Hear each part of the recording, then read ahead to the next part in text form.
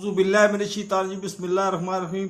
नाजरीन, मैं गवेड़ लेंदा पिया, दुआ करो अल्लाह करे सच होवे।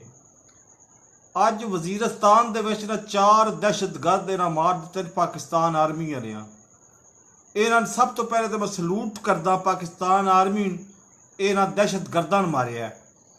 तो मैंने इतला मेरा दिल आदा भी वो ना एहसान उल्ला एहसान भी मारिया गया। अल्लाह करे एहसान उल्ला एहसान मारिया गया होवे ना।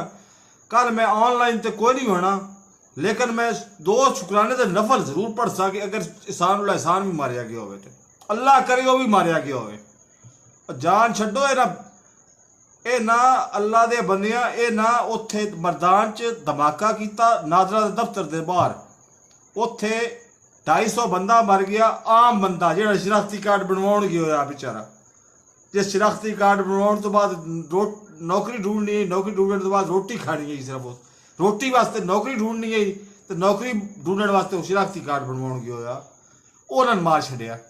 फिर 250 बंदा इन्हें मारिया उत्थे। वो तो मेरे अखा नाल वेखिया, अल्लाह ताला माफ़ करे।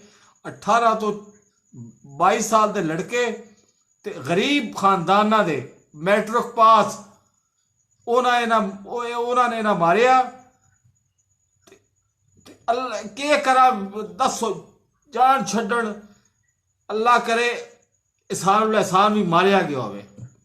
तो मेरे इस चैनल को सबसक्राइब करो, तो नाल लगी हुई टल्ली उत्ते वाला ऑप्शन दबा छड्डो, खड़का छड्डो।